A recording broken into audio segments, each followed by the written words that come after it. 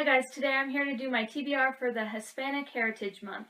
Hispanic Heritage Month starts tomorrow, September 15th, and goes to October 15th. I watched Lisa from Liking Books do this, and I thought it was a great idea. I don't think I've read any Hispanic authors, and I'm really disappointed in myself. So I've made a list of books that I'd like to try. I won't get to all of them because I have so many of them, but this is just a list of ideas that I'd like to try this month.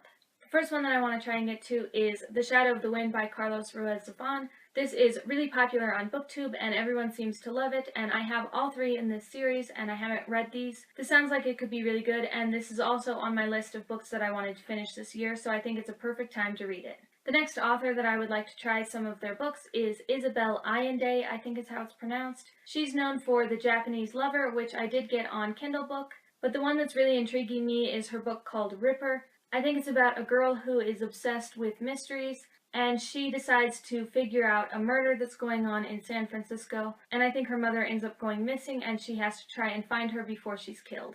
I think this one sounds really interesting. I'm really excited to try it. I got this one on audiobook. I also picked up on audiobook Maya's Notebook. I don't know what this one is about, but I'd like to try and get to it.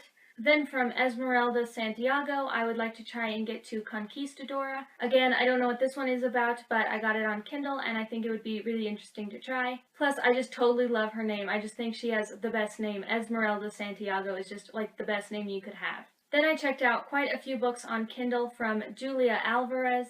I think her most popular book is In the Time of the Butterflies. That one didn't sound too interesting to me, but I did check it out anyway. She wrote How the Garcia Girls Lost Their Accent. This one sounds pretty interesting to me, so I'd like to try and get to that one. I also think she has a poetry collection called The Woman I Kept to Myself, and I think poetry would be really easy to get through. I think Something to Declare is a bunch of essays, which would also be pretty easy to get through. She also has a book called Yo that sounds pretty interesting, so I might try and get that one. And I also checked out A Wedding in Haiti. I think this one might be a little interesting because I don't know anything about Haiti. Okay, so I will leave Lisa's video linked down below. She has a lot of books that she's reading this month, and she actually is Spanish, so she knows what she's talking about. Let me know if you've read any of these books and what you thought of them. I could really use a little push into some of them. I know I can't get to all of them because I have a lot of other books that I'm reading. I will leave all of the books that I mentioned in the description, and I will see you guys next time. Thanks for watching. Bye!